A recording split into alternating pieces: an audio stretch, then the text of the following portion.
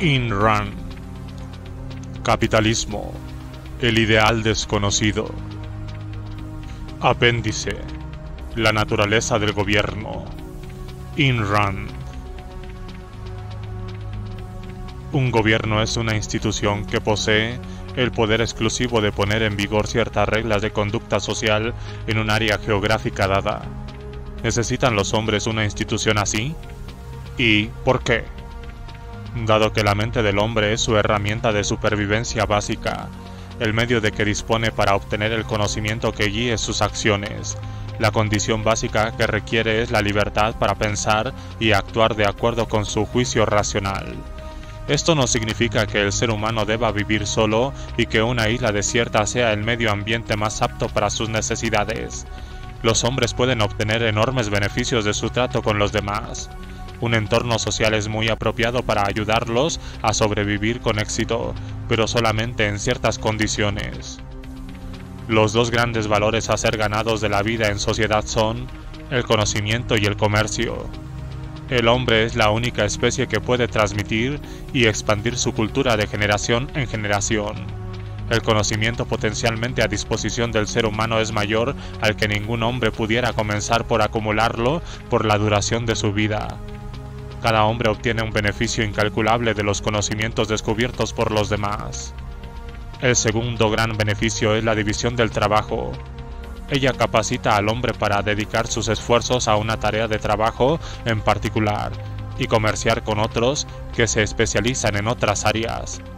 Esta forma de cooperación permite a todos los hombres que participan de ella obtener mayor conocimiento, mayor destreza y mayores beneficios por sus esfuerzos, que lo que podrían obtener si cada uno produjera todo lo que necesita en una isla desierta o en una chacra autosuficiente. Pero estos mismos beneficios indican, delimitan y definen qué tipo de hombres pueden ser valiosos entre sí y en qué tipo de sociedad lo son. Solamente los hombres racionales, productivos, independientes en una sociedad racional, productiva y libre, la ética objetivista. Una sociedad que le roba al individuo el producto de sus esfuerzos, o lo esclaviza, o intenta limitar la libertad de su mente, o lo impulsa a actuar contra su propio juicio racional. Una sociedad que produce un conflicto entre sus doctrinas y los requerimientos de la naturaleza humana no es, estrictamente hablando, una sociedad sino una masa que se mantiene unida bajo el poder de un grupo dedicado al pillaje político institucionalizado.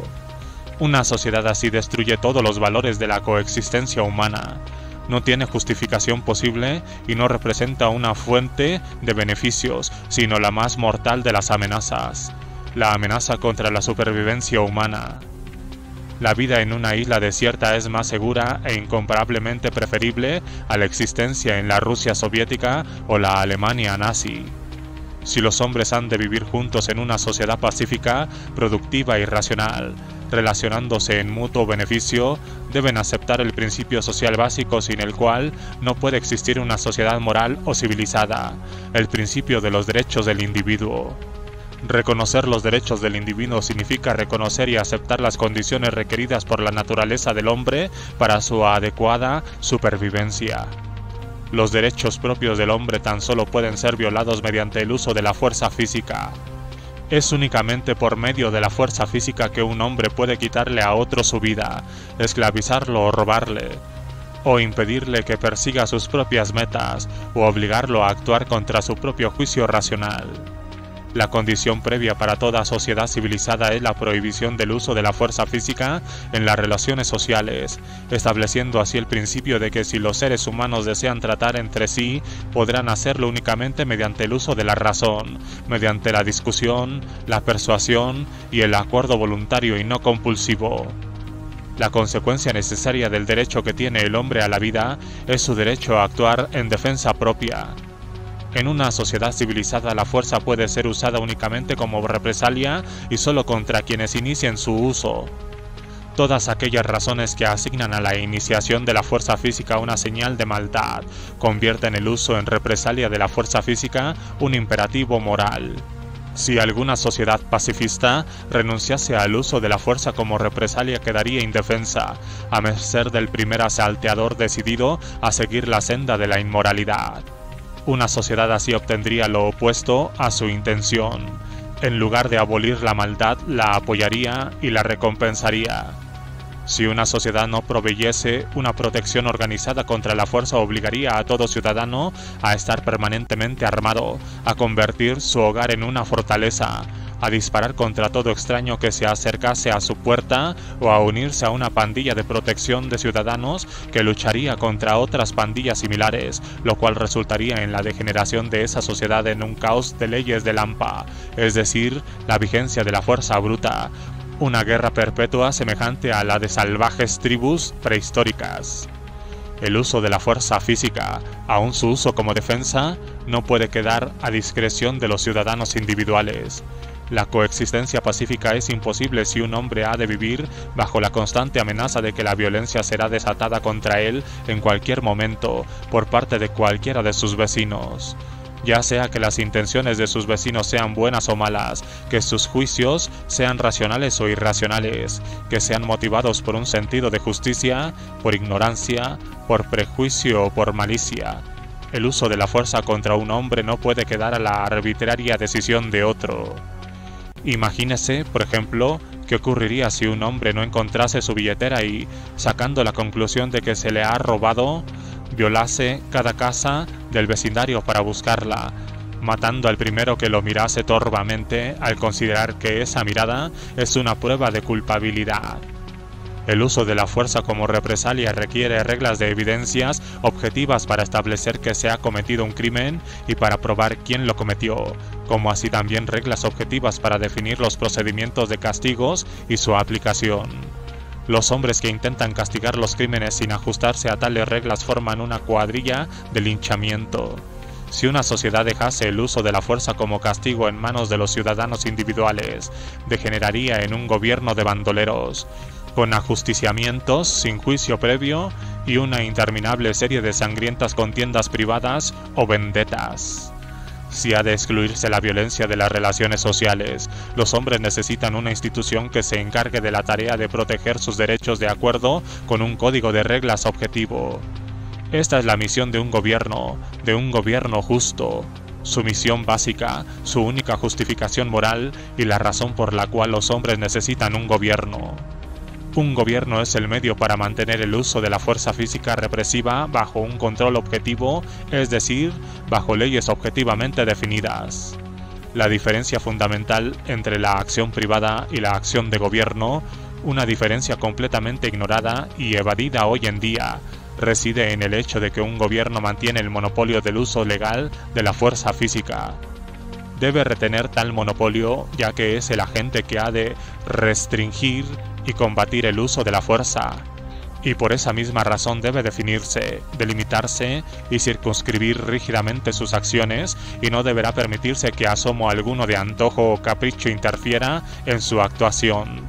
Debe ser un robot impersonal, motivado únicamente por la ley. Si una sociedad ha de ser libre, su gobierno debe ser controlado. En un sistema social adecuado, el individuo privado está en libertad de ejercer toda acción que desee, siempre y cuando no viole los derechos de los demás, mientras que el funcionario gubernamental se halla restringido por la ley en todos y cada uno de sus actos oficiales. Un individuo particular podrá hacer todo lo que desee, excepto aquello que está legalmente prohibido. Un funcionario gubernamental no podrá hacer nada excepto aquello que esté legalmente permitido. Esta es la forma de subordinar el poder al derecho. Este es el concepto norteamericano de un gobierno de leyes y no de hombres. La naturaleza de las leyes adecuadas a una sociedad libre y la fuente de la que emana la autoridad de su gobierno debe derivar de la naturaleza y el propósito de un gobierno adecuado. El principio básico de ambos se halla indicado en la Declaración de Independencia. Para asegurar estos derechos, los individuos, es que se instituyen los gobiernos entre los hombres, derivando sus justos poderes del consentimiento de los gobernados. Dado que la protección de los derechos del individuo es el único propósito natural de un gobierno, es también la única materia natural de la legislación. Todas las leyes deben basarse en los derechos del individuo y estar dirigidas a su protección. Todas las leyes deben ser objetivas y objetivamente justificables. Los hombres deben saber claramente, antes de realizar una acción, aquello que la ley les prohíbe hacer y por qué, que constituye un crimen y de qué penalidad se hace pasibles si lo cometen. El origen de la autoridad de un gobierno es el consentimiento de los gobernados. Esto significa que el gobierno no es el rector sino el servidor o agente de los ciudadanos. Significa que el gobierno como tal no posee derechos, excepto aquellos que le fueron delegados por los ciudadanos para un propósito específico.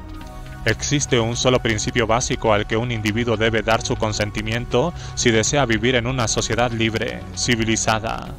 El principio de renunciar al uso de la fuerza física y delegar en el gobierno su derecho a su propia defensa física a fin de posibilitar una aplicación ordenada, objetiva y definida legalmente. O, en otras palabras, debe aceptar la separación entre fuerza y decisiones caprichosas, incluso las suyas propias. Ahora bien, ¿qué ocurre cuando surge un desacuerdo entre dos hombres en relación con una empresa en la que ambos están involucrados? En una sociedad libre los hombres no están obligados a tratar los unos con los otros, solo lo hacen por acuerdo voluntario y, cuando interviene el elemento tiempo, por contrato. Si un contrato se rompe a causa de la arbitraria decisión de una de las partes, puede causar un desastroso perjuicio financiero a la otra y la víctima no tendrá otro recurso excepto tomar posesión de la propiedad del causante del daño en calidad de compensación. Pero aquí nuevamente el uso de la fuerza no puede dejarse a criterio de los individuos particulares, y esto lleva a una de las más importantes y complejas funciones del gobierno: actuar como árbitro que decidirá en las disputas entre los hombres de acuerdo con leyes objetivas.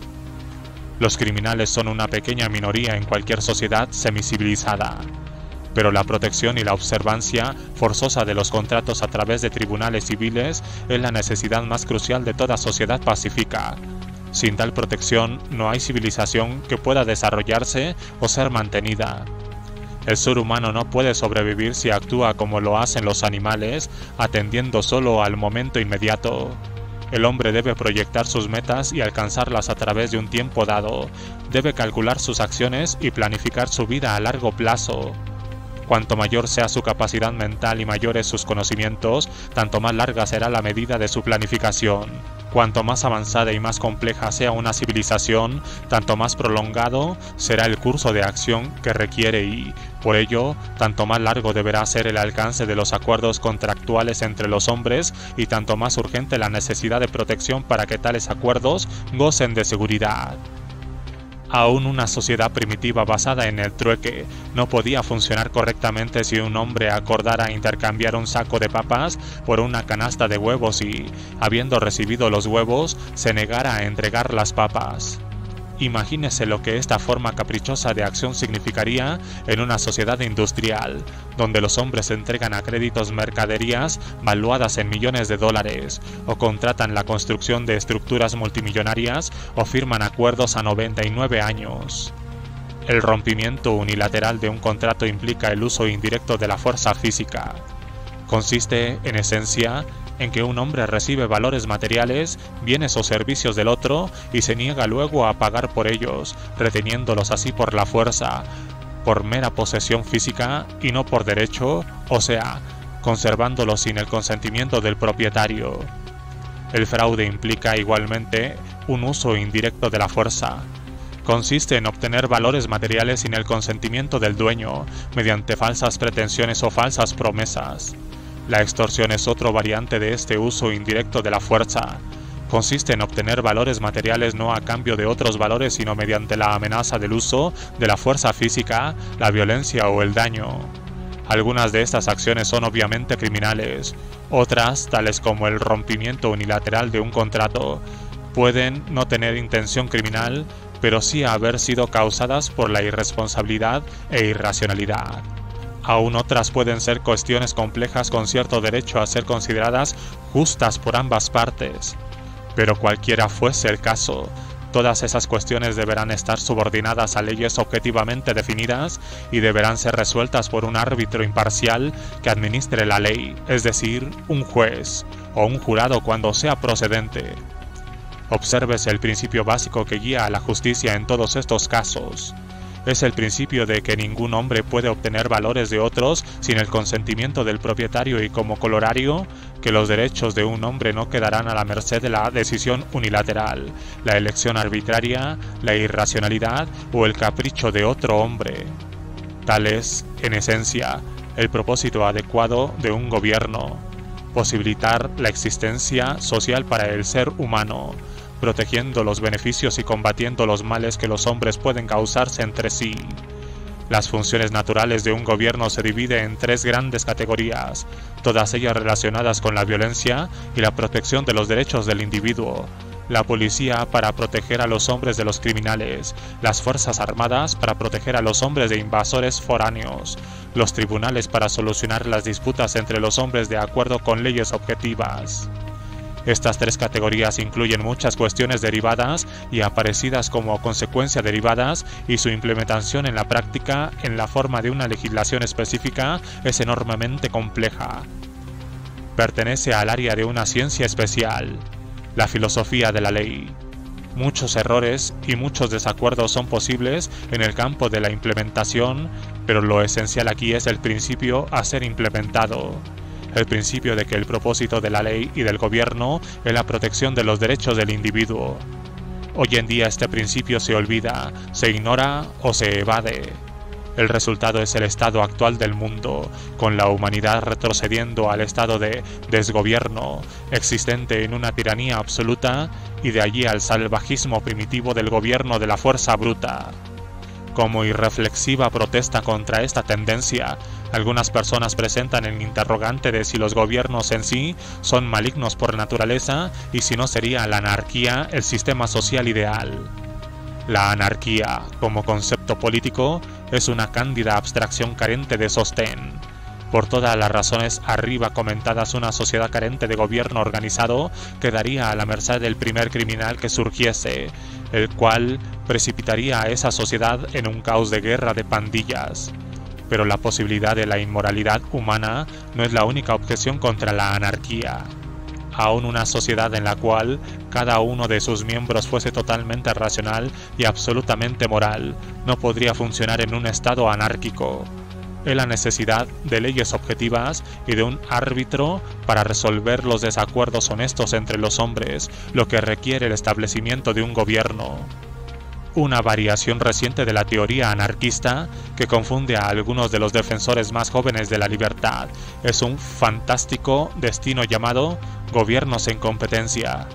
Aceptando la premisa básica de los estatistas modernos, que no distinguen entre las funciones del gobierno y las funciones de la industria, entre la fuerza y la producción, y que aboga por la pertenencia gubernamental de las empresas, los proponentes de los gobiernos en competencia aceptan la otra cara de esta moneda y declaran que, como la competencia es tan beneficiosa para los negocios, debería aplicarse también a los gobiernos. En lugar de un solo gobierno monopólico, declaran, debería existir una serie de gobiernos diferentes dentro de la misma área geográfica, compitiendo entre sí para obtener la adhesión de los ciudadanos individuales, quedando cada ciudadano en libertad de favorecer y adoptar los servicios del gobierno que elija. Recuérdese que la contención de los hombres por medio de la fuerza es el único servicio que puede prestar un gobierno. Pregúntese qué significaría una competencia en la contención forzada de los hombres. No se puede llamar a esta teoría una contradicción en términos, ya que, obviamente, ignora por completo el significado de los términos competencia y gobierno. Ni se la puede llamar una abstracción carente de apoyo, ya que está desprovista de toda referencia o contacto con la realidad y no puede ser concretada de manera alguna, ni siquiera aproximadamente. Un ejemplo será suficiente. Supongamos que el señor Smith, un cliente del gobierno A, sospecha que su vecino, el señor Jones, un cliente del gobierno B, le ha robado. Una brigada de la policía A se dirige entonces a la casa del señor Jones, donde se enfrenta a una brigada de la policía B, quien declara que ellos no aceptan la validez de las quejas del señor Smith y que no reconocen la autoridad del gobierno A. ¿Qué sucede entonces? Dejo al lector que finalice el pensamiento. La evolución del concepto de gobierno ha tenido una historia larga y tortuosa. Algún indicio de la función adecuada de un gobierno parece haber existido en toda sociedad organizada, manifestándose en hechos tales como el reconocimiento de alguna diferencia implícita, y muchas veces inexistente, entre un gobierno y una pandilla de ladrones, el aura de respeto y autoridad moral adjudicada al gobierno como guardia de la ley y el orden. El hecho de que aún los tipos más malvados de gobierno consideraron necesario mantener cierta apariencia de orden y alguna pretensión de justicia, aunque solo fuese por rutina y tradición, y alguna forma de justificación moral de su poder, fuese de naturaleza mística o social. Así como los monarcas absolutos de Francia tenían que invocar el derecho divino de los reyes, así los dictadores modernos de la Rusia soviética tienen que dilapidar fortunas en propaganda para justificar su mando a los ojos de sus esclavizados súbditos.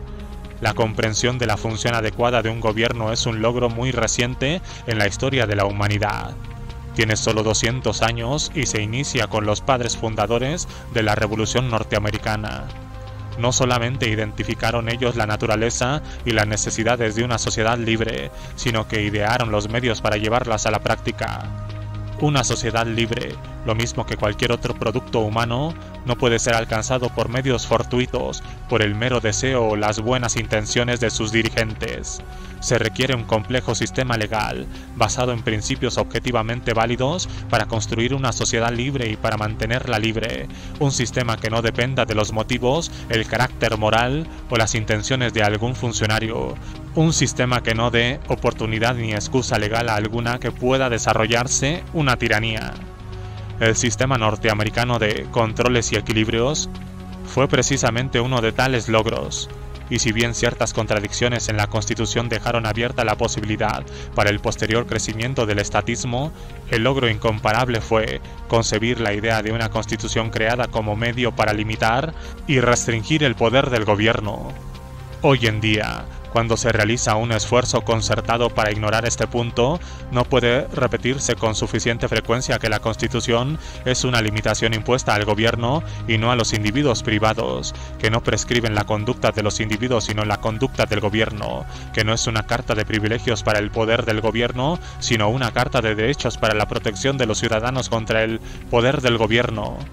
Considérese el alcance de la inversión moral y política en el concepto actual de la naturaleza del gobierno. En lugar de ser un protector de los derechos del hombre, el gobierno se está convirtiendo en su más peligroso violador. En lugar de proteger la libertad, el gobierno está estableciendo la esclavitud.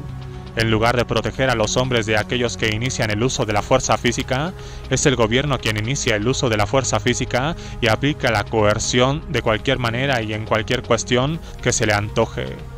En lugar de servir como instrumento de objetividad en las relaciones humanas, el gobierno está creando un reino subterráneo, mortal, de incertidumbre y miedo mediante leyes no objetivas, cuya interpretación está supeditada a la arbitraria decisión de burócratas circunstanciales. En lugar de proteger a los hombres de daños que puedan acaecerles por acciones caprichosas, es el gobierno quien se arroga el poder de caprichos sin límites de manera tal que estamos acercándonos rápidamente a la etapa de la inversión final, la etapa donde el gobierno se halla en libertad para hacer lo que le plazca, mientras que los ciudadanos pueden actuar solamente por permiso, siendo esta la etapa de los periodos más oscuros de la historia humana, la del gobierno de la fuerza bruta. Se ha observado muchas veces que a pesar de su progreso material, la humanidad no ha obtenido un grado de progreso moral comparable. Esta observación es seguida, generalmente, por alguna conclusión pesimista sobre la naturaleza humana. Es verdad que el estado moral de la humanidad se halla en un nivel muy bajo, pero si uno considera las monstruosas inversiones morales efectuadas por los gobiernos, posibilitadas por la moralidad altruista colectivista, bajo las cuales la humanidad ha tenido que vivir a través de la mayor parte de la historia, uno comienza a preguntarse cómo ha hecho los hombres para preservar, aunque más no sea, una semblanza de civilización y que indestructible vestigio de respeto por sí mismo los ha mantenido caminando erguidos sobre sus dos piernas. Uno además comienza a ver más claramente la naturaleza de los principios políticos que tienen que ser aceptados y apoyados como parte de la batalla del hombre por su renacimiento intelectual. Artículo reimpreso de la virtud del egoísmo.